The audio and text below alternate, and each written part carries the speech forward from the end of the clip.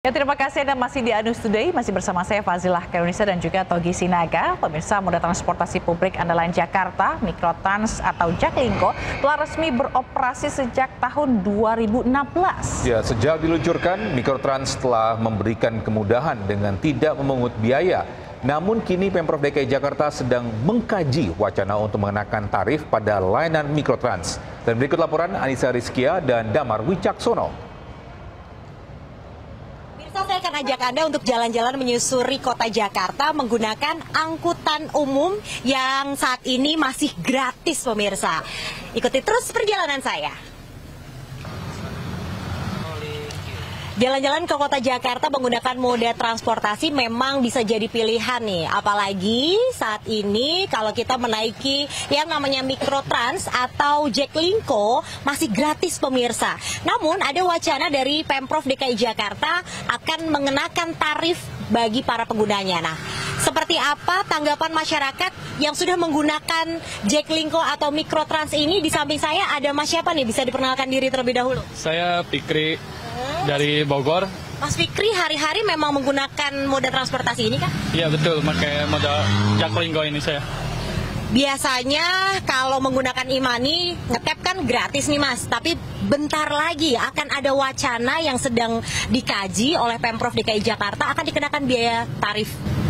Saya Jujur keberatan ya ini untuk adanya wacana tarif ini, karena ini modal transportasi ini untuk menghemat biaya kita juga, menghemat banget lah ini.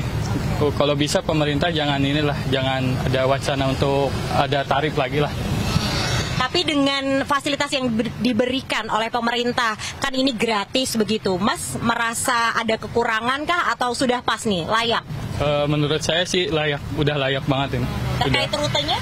Rutenya udah normal aja, nggak aneh-aneh lah udah. Baik, terima kasih Mas Fikri, salah satu pengguna dari Mikrotrans ini yang menyatakan bahwa ia tidak setuju karena menggunakan moda transportasi di Jakarta ini menjadi salah satu pilihan, terutama kalau ada yang gratis begitu ya, ia bisa menghemat biaya transportasi untuk kesehariannya. Dan memang hingga saat ini Pemprov DKI Jakarta mengatakan bahwa dari aturan begitu pengenaan tarif masih dilakukan pembahasan lebih lanjut dikarenakan saat ini DBH atau dana bagi hasil Pemprov DKI Jakarta dikurangi oleh pemerintah pusat senilai 15 triliun rupiah. Nah, itu artinya memang ada pemangkasan di sejumlah lini program yang dimiliki oleh Pemprov DKI Jakarta. Untuk itu, kita pun juga masih menantikan apakah nantinya biaya yang dikenakan ke Jaklingko ini atau Mikrotrans Jakarta sesuai dengan harapan masyarakat. Dari Jakarta, Anissa Rizkia, Damar Wicaksono, iNews melaporkan untuk Anda. Ya, pemirsa, pembayaran transportasi publik kini makin mudah ya. Nah, ini Togi, warga bisa pakai KrisTap untuk pembayaran transportasi umum di Jabodetabek secara praktis dan tentunya mengurangi antrian. Fitur KrisTap In Tap Out yang diluncurkan Bank Indonesia memungkinkan para pengguna transportasi publik ini melakukan pembayaran hanya dengan menempelkan ponsel ke mesin pemindai tanpa perlu memindai kode QR lagi. KrisTap merupakan pengembangan dari sistem Kris yang dipadu dengan teknologi Near Field Communication NFC. Namun, tidak semua perangkat ponsel mendukung penggunaan KrisTap ini. Hanya pengguna ponsel Android yang sudah dilengkapi teknologi NFC. Di sisi lain, sosialisasi penggunaan KrisTap ini juga masih terbatas. Beberapa penumpang ini mengaku belum mengetahui adanya fitur pembayaran tersebut.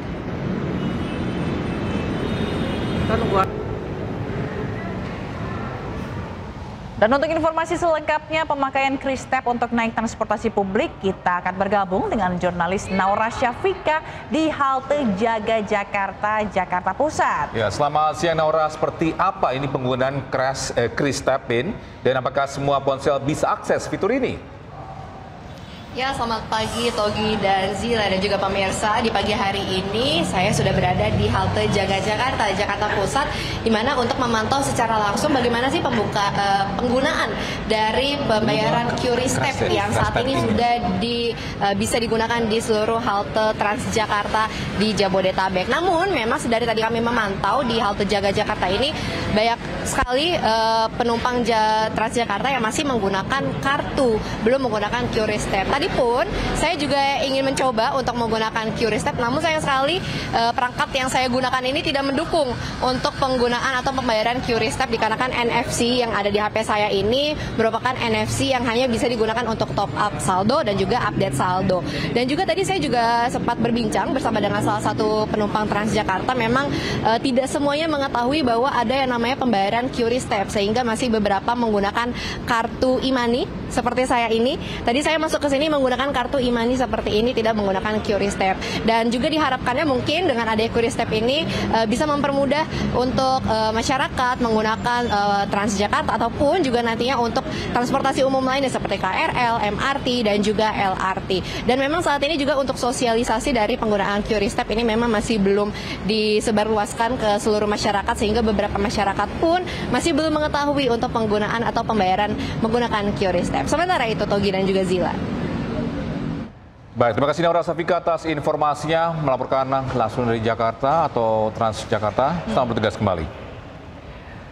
Ya pemirsa, hidup di Jakarta tidak melulu harus keluar duit dan ternyata ini masih bisa ditemukan layanan gratis. Nah, 15 golongan warga berikut ini bisa keliling kota dengan transportasi umum Jakarta tanpa membayar. Kabar bahagia bagi dompet warga Jakarta karena Pemprov membebaskan biaya layanan angkutan umum massal kepada golongan masyarakat tertentu. Sesuai dengan Pergub nomor 33 tahun 2025, terdapat 15 golongan masyarakat yang bisa naik transportasi umum dengan gratis. Di antaranya ASN Pemprov Jakarta, pelajar, anggota TNI Polri, hingga penyandang disabilitas dan lansia.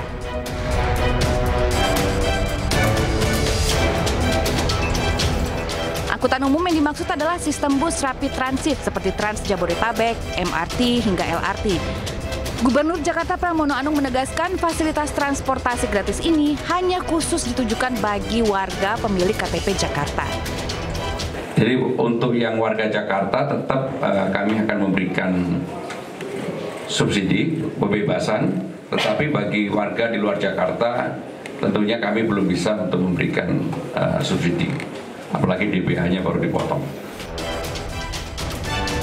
Bila memenuhi syarat cukup membawa KTP Jakarta, kartu keluarga, dan surat keterangan lainnya untuk mendaftarkan diri.